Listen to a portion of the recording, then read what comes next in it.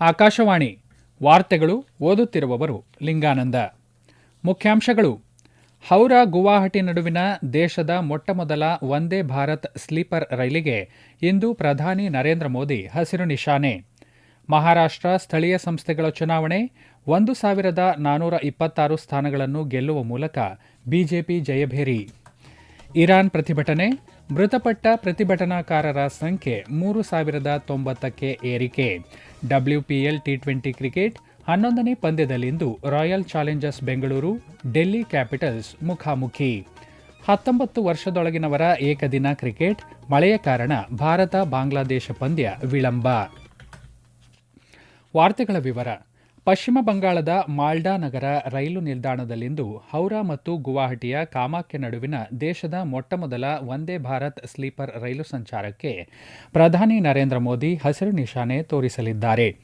ದೇಶದಲ್ಲಿ ಹೆಚ್ಚುತ್ತಿರುವ ಆಧುನಿಕ ಸಾರಿಗೆಯ ಅಗತ್ಯವನ್ನು ಪೂರೈಸಲು ಅಭಿವೃದ್ಧಿಪಡಿಸಲಾಗಿರುವ ವಂದೇ ಭಾರತ್ ಸ್ಲೀಪರ್ ರೈಲು ಸಂಪೂರ್ಣ ಹವಾನಿಯಂತ್ರಿತವಾಗಿದೆ. ಇದು ಪ್ರಯಾಣಿಕರಿಗೆ ಮಿತ ವೆಚ್ಚದಲ್ಲಿ ವಿಮಾನ ಪ್ರಯಾಣದಂತಹ ಅನುಭವವನ್ನು ನೀಡುತ್ತದೆ. ಈ ರೈಲು ದೂರದ ಪ್ರಯಾಣವನ್ನು ವೇಗವಾಗಿ, ಸುರಕ್ಷಿತವಾಗಿ ಹಾಗೂ ಹೆಚ್ಚು ಅನುಕೂಲಕರವಾಗಿಸುತ್ತದೆ. ಬಳಿಕ ಪ್ರಧಾನಿಯವರು ಮಾಲ್ಡಾದಲ್ಲಿ ನಡೆಯಲಿರುವ ಸಾರ್ವಜನಿಕ ಸಮಾರಂಭದಲ್ಲಿ 3250 ಕೋಟಿ ರೂಪಾಯಿಗೂ ಅಧಿಕ ವೆಚ್ಚದ ವಿವಿಧ ರೈಲ್ವೆ ಮತ್ತು ರಸ್ತೆ ಮೂಲಸೌಕರ್ಯ ಯೋಜನೆಗಳಿಗೆ ಶಂಕುಸ್ಥಾಪನೆ ನೆರವೇರಿಸಲಿದ್ದಾರೆ. ಅಲ್ಲದೆ ಪಶ್ಚಿಮ ಬಂಗಾಳದ 4 ಬೃಹತ್ ರೈಲ್ವೆ ಯೋಜನೆಗಳಿಗೂ ಶಿಲಾನ್ಯಾಸ ನೆರವೇರಿಸಲಿದ್ದಾರೆ. ಬಲೂರು ಘಾಟ್ ಮತ್ತು ಹಿಲಿ ನಡುವಿನ ಹೊಸ ರೈಲು ಮಾರ್ಗ ನ್ಯೂ ಜಲ್ಪೈಗುರಿಯಲ್ಲಿ ಮುಂದಿನ ತಲೆಮಾರಿನ ಸಾಗಾಟ ನಿರ್ವಹಣಾ ವ್ಯವಸ್ಥೆ, ಸಿಲಿಗುರಿ ಲೋಕಾಶೆಡ್ನ ಮೇಲ್ದರ್ಜೆಗೇರಿಸುವ ಕೆಲಸ ಹಾಗೂ ಜಲ್ಪೈಗುರಿ ಜಿಲ್ಲೆಯಲ್ಲಿ ವಂದೇ ಭಾರತ್ ರೈಲು ನಿರ್ವಹಣಾ ಸೌಕರ್ಯದ ಆಧುನೀಕರಣದ ಕಾಮಗಾರಿ ಇವುಗಳಲ್ಲಿ ಸೇರಿವೆ. ಈ ಸೌಕರ್ಯಗಳು ಉತ್ತರ ಬಂಗಾಳದ ಪ್ರದೇಶದಲ್ಲಿ ಪ್ರಯಾಣಿಕ ಹಾಗೂ ಸರಕು ಸಾಗಾಟ ವ್ಯವಸ್ಥೆಯನ್ನು ಬಲಪಡಿಸಲಿದ್ದು ಉದ್ಯೋಗಾವಕಾಶವನ್ನು ಸೃಷ್ಟಿಸಲಿವೆ. ಪ್ರಧಾನಿಯವರು ಇದೇ ಸಂದರ್ಭದಲ್ಲಿ ಮಾಲ್ಡಾದಿಂದ 4 ಹೊಸ ಅಮೃತ್ ಭಾರತ್ ಎಕ್ಸ್ಪ್ರೆಸ್ ರೈಲುಗಳ ಸಂಚಾರಕ್ಕೂ ವರ್ಚುವಲ್ ಮೂಲಕ ಹಸಿರು ನಿಶಾನೆ ತೋರಲಿದ್ದಾರೆ. ಬಳಿಕ ಪ್ರಧಾನಿಯವರು ಅಸ್ಸಾಂನ ಗುವಾಹಟಿಯಲ್ಲಿ ಬೋಡೋ ಸಮುದಾಯದ ಶ್ರೀಮಂತ ಪರಂಪರೆಯನ್ನು ಬಿಂಬಿಸುವ ಬಗರುಂಬಾ ದ್ಯೋಹೌ 2026 ಸಾಂಸ್ಕೃತಿಕ ಕಾರ್ಯಕ್ರಮದಲ್ಲಿ ಪಾಲ್ಗೊಳ್ಳಲಿದ್ದಾರೆ. ಕಾರ್ಯಕ್ರಮದಲ್ಲಿ ಬೋಡೋ ಸಮುದಾಯದ 10,000ಕ್ಕೂ ಅಧಿಕ ಕಲಾವಿದರು ಬಗರುಂಬಾ ನೃತ್ಯವನ್ನು ಸಾದರಪಡಿಸಲಿದ್ದಾರೆ. ಪ್ರಧಾನಿಯವರು ತಮ್ಮ 2ನೇ ದಿವಸದ ಕಾರ್ಯಕ್ರಮದಲ್ಲಿ ಅಸ್ಸಾಂನ ಕಾಲಿಯಾಬೋರ್ನಲ್ಲಿ ಸುಮಾರು 6,950 ಕೋಟಿ ರೂಪಾಯಿಗೂ ವೆಚ್ಚದಲ್ಲಿ ನಿರ್ಮಿಸಲಾಗುವ ಕಾಜಿರಂಗ ಮೇಲು ಕಾರಿಡಾರ್ ಯೋಜನೆಗೆ ಭೂಮಿ ಪೂಜೆ ನೆರವೇರಿಸಲಿದ್ದಾರೆ. ಮಹಾರಾಷ್ಟ್ರದಲ್ಲಿ ನಡೆದ 29 ಮುನ್ಸಿಪಲ್ ಕಾರ್ಪೊರೇಷನ್ ಚುನಾವಣೆಯ 2869 ಸ್ಥಾನಗಳ ಪೈಕಿ 1425 ಸ್ಥಾನಗಳನ್ನು ಗೆಲ್ಲುವ ಮೂಲಕ ಬಿಜೆಪಿ ಜಯಭೇರಿ ಬಾರಿಸಿದೆ. ಅಂತಿಮ ಫಲಿತಾಂಶದ ಪ್ರಕಾರ ಏಕನಾಥ ಶಿಂದೆ ನೇತೃತ್ವದ ಶಿವಸೇನೆ 399 ಸ್ಥಾನಗಳು, ಕಾಂಗ್ರೆಸ್ 324, ಅಜಿತ್ ಪವಾರ್ ನೇತೃತ್ವದ ಎನ್ಸಿಪಿ 167, ಉದ್ಧವ್ ಠಾಕ್ರೆ ಬಣದ ಶಿವಸೇನೆ 155, ಶರದ್ ಪವಾರ್ ನೇತೃತ್ವದ ಎನ್ಸಿಪಿ 36, ಎಂಎನ್ಎಸ್ 13 ಮತ್ತು ಬಿಎಸ್ಪಿ ಪಕ್ಷಗಳು 6 ಸ್ಥಾನಗಳಲ್ಲಿ ಗೆಲುವು ಸಾಧಿಸಿವೆ. ಏಷ್ಯಾದ ಅತ್ಯಂತ ಶ್ರೀಮಂತ ಪಾಲಿಕೆಯಾದ ಬೃಹನ್ ಮುಂಬೈ ಮಹಾನಗರ ಪಾಲಿಕೆ ಚುನಾವಣೆಯಲ್ಲಿ ಬಿಜೆಪಿ ಮತ್ತು ಏಕನಾಥ ಶಿಂಧೆ ನೇತೃತ್ವದ ಶಿವಸೇನೆ ಮೈತ್ರಿಕೂಟ 227 ಸ್ಥಾನಗಳ ಪೈಕಿ 118 ಸ್ಥಾನಗಳನ್ನು ಗೆಲ್ಲುವ ಮೂಲಕ ಸ್ಪಷ್ಟ ಬಹುಮತ ಗಳಿಸಿದೆ. ಇರಾನ್ನಲ್ಲಿ ಪ್ರತಿಭಟನೆಗಳ ವಿರುದ್ಧದ ದಮನ ಕಾರ್ಯಾಚರಣೆಯಲ್ಲಿ ಮೃತಪಟ್ಟವರ ಸಂಖ್ಯೆ 3090ಕ್ಕೆ ಏರಿಕೆಯಾಗಿದೆ. ದೇಶದಲ್ಲಿ ಪರಿಸ್ಥಿತಿ ಸಹಜ ಸ್ಥಿತಿಗೆ ಮರಳುವ ಯಾವುದೇ ಲಕ್ಷಣಗಳು ಗೋಚರಿಸುತ್ತಿಲ್ಲ. ಮತ್ತೊಂದೆಡೆ ತೆಹರಾನ್ನಲ್ಲಿ ಅಂಗಡಿಗಳು ಮತ್ತೆ ತೆರೆದಿವೆ. ಆದರೆ 1 ವಾರದ ಕಾಲ ಇಂಟರ್ನೆಟ್ ಸಂಪರ್ಕ ಕಡಿತ ಮುಂದುವರೆದಿದೆ. ಆತಂಕದ ಪರಿಸ್ಥಿತಿಯ ನಡುವೆಯೂ ಇರಾನ್ನ ಸರ್ವೋಚ್ಚ ನಾಯಕ ಅಯಾತುಲ್ಲಾ ಅಹಮದ್ ಖೊಮೇನಿ ಬಂಧಿತ ಪ್ರತಿಭಟನಾಕಾರರಿಗೆ ಮರಣದಂಡನೆ ವಿಧಿಸಬೇಕು ಎಂದು ಕರೆ ನೀಡಿದರು. ಜೊತೆಗೆ ಅಮೆರಿಕ ಅಧ್ಯಕ್ಷ ಡೊನಾಲ್ಡ್ ಟ್ರಂಪ್ಗೆ ಬೆದರಿಕೆ ಹಾಕಿದರು. ಆದರೆ ಇರಾನ್ ವಿದೇಶಾಂಗ ಸಚಿವಾಲಯ 100 ಪ್ರತಿಭಟನಾಕಾರರಿಗೆ ವಿಧಿಸಿದ್ದ ಮರಣದಂಡನೆ ಶಿಕ್ಷೆಯನ್ನು ರದ್ದುಗೊಳಿಸಲಾಗಿದೆ ಎಂದು ತಿಳಿಸಿದೆ. ಇದಕ್ಕಾಗಿ ಇರಾನ್ ನಾಯಕರಿಗೆ ಅಮೆರಿಕ ಅಧ್ಯಕ್ಷ ಡೊನಾಲ್ಡ್ ಟ್ರಂಪ್ ಧನ್ಯವಾದ ಸಲ್ಲಿಸಿದ್ದಾರೆ. ಏತನ್ಮಧ್ಯೆ ಗಡೀಪಾರಾಗಿರುವ ರಾಜಕುಮಾರ ರೇಜಾ ಪೆಹ್ಲವಿ ಇರಾನಿನ ಪ್ರಜೆಗಳು ಪ್ರತಿಭಟನೆ ಮುಂದುವರಿಸುವಂತೆ ಕರೆ ನೀಡಿದರು. ಅಲ್ಲದೆ ಹಾಲಿ ಸರ್ಕಾರ ಪತನಗೊಂಡರೆ ಇರಾನ್ಗೆ ಮತ್ತೆ ಮರಳುವುದಾಗಿ ಭರವಸೆ ನೀಡಿದರು. ಆರ್ಥಿಕ ಸಂಕಷ್ಟ ಮತ್ತು ಹಣದುಬ್ಬರದಿಂದ ಸಂಕಷ್ಟದಲ್ಲಿರುವ ಇರಾನ್ನ ಪ್ರಜೆಗಳು ಕಳೆದ ಡಿಸೆಂಬರ್ 28ರಿಂದ ಪ್ರತಿಭಟನೆ ನಡೆಸುತ್ತಿದ್ದಾರೆ. ಪ್ರತಿಭಟನೆಗಳಲ್ಲಿ ಇದುವರೆಗೆ 350 ಮಸೀದಿಗಳು, 126 ಪ್ರಾರ್ಥನಾ ಕೇಂದ್ರಗಳು, 400 ಆಸ್ಪತ್ರೆಗಳು, 106 ಆಂಬ್ಯುಲೆನ್ಸ್ಗಳು ಮತ್ತು 71 ಅಗ್ನಿಶಾಮಕ ವಾಹನಗಳಿಗೆ ಹಾನಿಯಾಗಿದೆ ಎಂದು ಸ್ಥಳೀಯ ಅಧಿಕಾರಿಗಳು ಮಾಹಿತಿ ನೀಡಿದ್ದಾರೆ. ಈ ವಾರ್ತೆಗಳನ್ನು ಆಕಾಶವಾಣಿಯಿಂದ ಕೇಳುತ್ತಿದ್ದೀರಿ.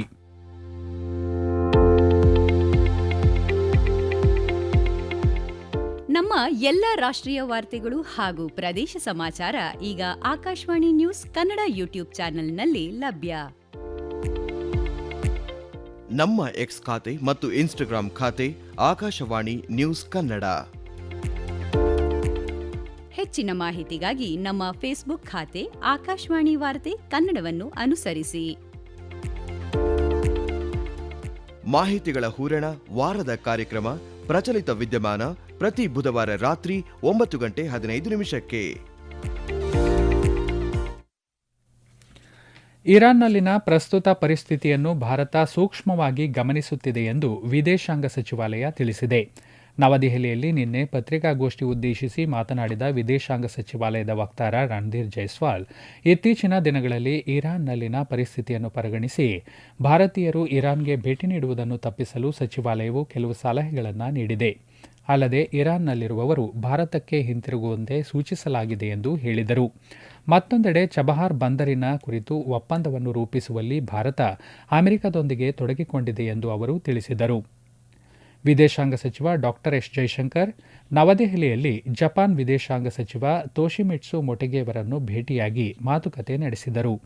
ಭಾರತ ಜಪಾನ್ ಸಹಯೋಗದ ಪ್ರಮುಖ ಅಂಶಗಳ ಕುರಿತು ಉಭಯ ನಾಯಕರು ಚರ್ಚಿಸಿದರು. ನಂತರ ಉಭಯ ನಾಯಕರು 18ನೇ ಭಾರತ ಜಪಾನ್ ಕಾರ್ಯತಂತ್ರದ ಸಂವಾದದಲ್ಲಿ ಭಾಗವಹಿಸಿದ್ದರು ಎಂದು ರಣಧೀರ್ ಜೈಸ್ವಾಲ್ ತಿಳಿಸಿದರು.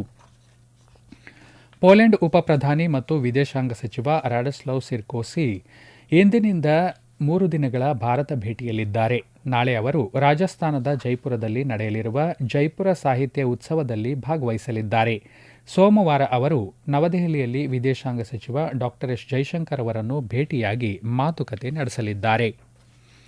ಛತ್ತೀಸ್ಗಢದ ಬಿಜಾಪುರ ಜಿಲ್ಲೆಯಲ್ಲಿ ಇಂದು ಭದ್ರತಾ ಪಡೆಗಳು ನಡೆಸಿದ ಕಾರ್ಯಾಚರಣೆಯಲ್ಲಿ 2 ಮಾವೋವಾದಿಗಳು ಹತರಾಗಿದ್ದಾರೆ. ಜಿಲ್ಲೆಯ ವಾಯುವ್ಯ ಪ್ರದೇಶದ ಕಾಡಿನಲ್ಲಿ ಮಾವೋವಾದಿಗಳು ಅಡಗಿರುವ ಕುರಿತು ಖಚಿತ ಗುಪ್ತಚರ ಮಾಹಿತಿ ಮೇರೆಗೆ ಭದ್ರತಾ ಪಡೆಗಳ ಜಂಟಿ ತಂಡ ನಿನ್ನೆ ಕಾರ್ಯಾಚರಣೆ ಆರಂಭಿಸಿತು. ಇಂದು ಬೆಳಿಗ್ಗೆ ಶೋಧ ಕಾರ್ಯಾಚರಣೆ ಸಮಯದಲ್ಲಿ ಮಾವೋವಾದಿಗಳು ಮತ್ತು ಭದ್ರತಾ ಪಡೆಗಳ ನಡುವೆ ಗುಂಡಿನ ಚಕಮಕಿ ನಡೆದಿದ್ದು, ಸ್ಥಳದಿಂದ 2 ಮಾವೋವಾದಿಗಳ ಶವವನ್ನು ವಶಪಡಿಸಿಕೊಳ್ಳಲಾಗಿದೆ. ಪ್ರದೇಶದಲ್ಲಿ ಇತರೆ ಮಾವೋವಾದಿಗಳಿಗಾಗಿ ಶೋಧ ಕಾರ್ಯಾಚರಣೆ ಮುಂದುವರೆದಿದೆ ಎಂದು ಅಧಿಕಾರಿಗಳು ತಿಳಿಸಿದ್ದಾರೆ. ನವಿ ಮುಂಬೈನ ಡಾ DY Patil sports academy cricket ಕ್ರೀಡಾಂಗಣದಲ್ಲಿ ಇಂದು ನಡೆಯಲಿರುವ ಮಹಿಳಾ premier league WPL T20 cricket ಪಂದ್ಯಾವಳಿಯ 10ನೇ ಪಂದ್ಯದಲ್ಲಿ ಯುಪಿ ವಾರಿಯರ್ಸ್ ಮತ್ತು ಮುಂಬೈ ಇಂಡಿಯನ್ಸ್ ತಂಡಗಳು ಮುಖಾಮುಖಿಯಾಗಲಿವೆ. ಪಂದ್ಯ ಮಧ್ಯಾಹ್ನ 3 ಗಂಟೆಗೆ ಆರಂಭ.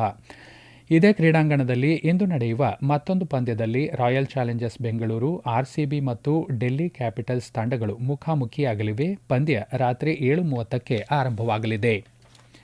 ಜಿಂಬಾಬ್ವೆಯ ಬುಲವಾಯೋದಲ್ಲಿ ಇಂದು ನಡೆಯಲಿರುವ 19 ವರ್ಷದೊಳಗಿನವರ ಪುರುಷರ ಏಕದಿನ ವಿಶ್ವಕಪ್ ಕ್ರಿಕೆಟ್ ಪಂದ್ಯಾವಳಿಯ ಎ ಗುಂಪಿನ 2ನೇ ಪಂದ್ಯದಲ್ಲಿ ಭಾರತ ಬಾಂಗ್ಲಾದೇಶ ತಂಡವನ್ನು ಎದುರಿಸಲಿದೆ.